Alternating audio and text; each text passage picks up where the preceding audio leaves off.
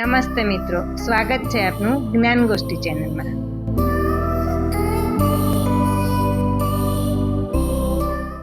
તો ચાલો મળીએ આજે એક નવા પુસ્તકને। પુસ્તકનું નામ છે ભગવાનની ટપાલ। ગુણવંત શાહ જેના સર્જક છે, જેની પ્રથમ આવૃત્તિ સપ્ટેમ્બર 2006માં RR પ્રકાશન દ્વારા બહાર પાડેલી, જેની કિંમત 80 રૂપિયા અને 95 જેટલા પેજમાં વહેંચાયેલું છે। આ પુસ્તક ગુજરાતી સાહિત્યમાં ગુણવંત શાહનું આ બેસ્ટ સેલર પુસ્તક છે, જેની 17,000 કરતાં પણ વધારે નકલો વેચાઈ ચૂકી છે।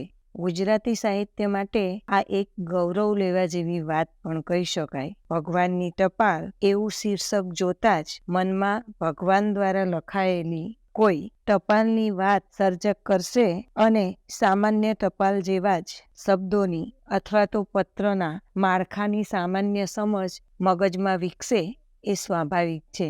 અહીંયા ભગવાનની ટપાલ એટલે સહજ અનુભૂતિના અણસારા, એવા કંઈક ગૂઢાર્થમાં આ શબ્દ પ્રયોગ થયો છે। અહીં સર્જકે પુરાણો, ઉપનિષદો અને આપણા વેદોના જ્ઞાનને ખૂબ જ સરળ અને સાદી ભાષામાં સહજ રીતે પીરસવાનો પ્રયત્ન કર્યો છે।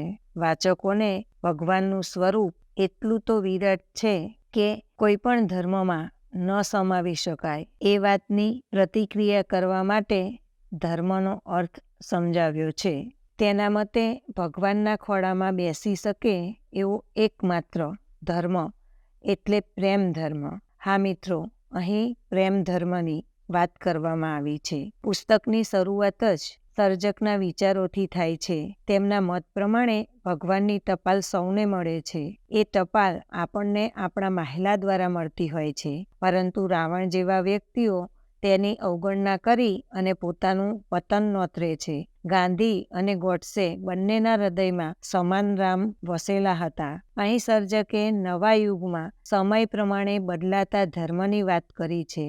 નવા યુગમાં નવા મંદિરો રચવાના અને તેમાં નવી પૂજા વિધિ શરૂ કરવાની વ્યવહારિક સમજ આપી છે। તેમના વિચાર અનુસાર વડનું ઝાડ એ મંદિરથી સહેજ પણ ઉતરતું નથી। આપણી સામાન્ય સમજ પ્રમાણે કવિતા રચે તેને કવિ કે સર્જક કહી શકાય, પરંતુ અહીં સર્જકે એક નવી વ્યાખ્યા આપી છે।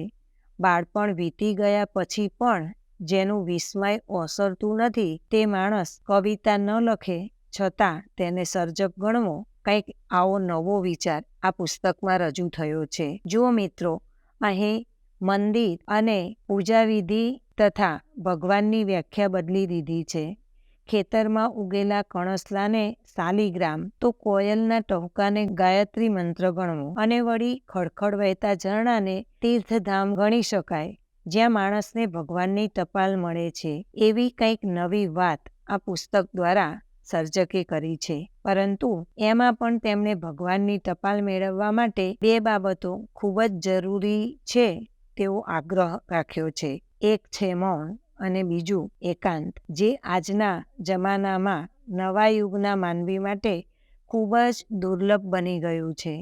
જગતની એક વરવી વાસ્તવિકતા સમજાવતા એવું લખે છે કે સદીઓથી ભગવાનના નામનો દુરુપયોગ થતો રહ્યો છે। તેમાં તથાકથિત ધર્મનો ફાળો ઘણો મોટો છે। અશ્વમેઘ અને નરમેઘ, સતી પ્રથા, બકરાનો બલિ ધર્મના નામે થાય છે અને વળી જે મંદિરોમાં લોહી રેડાય છે તેને પણ લોકો પવિત્ર ગણે છે। આપણા ધર્મના ગુરુએ સતત જગત સામે ધરેલા જીવન વિરોધી, પ્રકૃતિ વિરોધી, આનંદ વિરોધી, માનવ વિરોધી ધર્મ ભૂલી જવું પડશે। ખૂબ જ ન્યાય અન્યાય માનવજાત ભગવાનને નામે ઝીલતી આવી છે। અહીં સર્જકના વિચારો સ્વામી સચ્ચિદાનંદને મળતા આવે છે। સંતો અને ભક્તોએ પણ હવે વિજ્ઞાનના નવા આવિષ્કારનો સ્વીકાર કરવો પડશે। નવો માણસ જૂના ધર્મને બદલે નવા માનવ ધર્મને સ્વીકારે, પછી એનો ભગવાન પણ નવા નવા સ્વરૂપે પ્રગટ થતો રહેશે। એવી કંઈક નવી જ વાત સર્જકે અહીં આ પુસ્તકમાં કરી છે। સૂર્ય રોજ આપણને જીવન નામની ટપાલ પહોંચાડે છે, જેમ પર્વતો અસંખ્ય નદીઓ દ્વારા માતૃત્વ પહોંચાડે છે અને પુષ્પો સુગંધ પહોંચાડે છે, તો વળી પાંદડે પાંદડે પરમેશ્વરના હસ્તાક્ષરમાં લખાયેલી ટપાલ માણસને પહોંચતી જ રહે છે। પરંતુ ભગવાનની ટપાલ વાંચવાની ફુરસત આપણી પાસે છે ખરી? આવા કંઈક વેધક પ્રશ્નો સાથે પોતાના વિચારો અહીં સર્જકે રજૂ કર્યા છે. પ્રત્યેક માણસનું હૃદય સત્યવાદી હરિશ્ચંદ્ર જેવું નિષ્કપટ અને નિર્મળ હોય છે. હૃદય કદી જુઠ્ઠું બોલતું નથી. તે કદી દગો કરતું નથી. મહાત્મા અને મામૂલી માણસના હૃદયને જોડનારા અદ્રશ્ય સેતુ પર આત્માની આકાશવાણીનું કેન્દ્ર આવેલું છે. રામ અને રાવણના હૃદય તો સરખા જ હતા.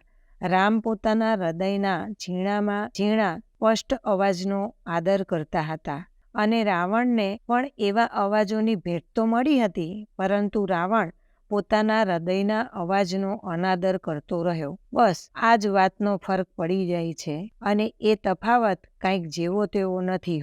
ગાંધીજીએ તો પોતાના અંતરાત્માને અનુસરવાનો પ્રયત્ન છેલ્લા શ્વાસ સુધી કર્યો હતો અને તેમાં તેમને સત્ય સિવાય બીજું કશું જ મળ્યું નહીં. પૃથ્વી ઉપર ઉગેલું કોઈ પણ પુષ્પ સામાન્ય નથી હોતું. કોઈ પુષ્પ મોટું કે નાનું હોય, બની શકે પુષ્પ ઓછું કે વધારે ખીલેલું હોય એમ પણ બની શકે, પરંતુ બહારના આવા તફાવતો પુષ્પનું મૂલ્ય ઓછું ન કરી શકે. પ્રત્યેક પુષ્પ પોતપોતાને સ્થાને અસામાન્ય અનુભવ અને અનન્ય છે.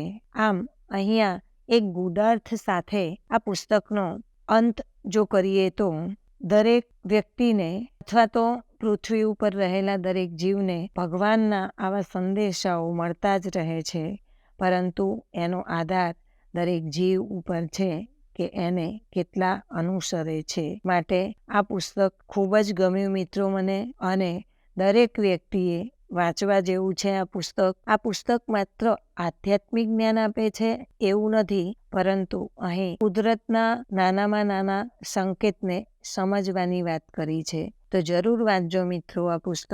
તો ચાલો ફરી મળીશું આવતા શુક્રવારે.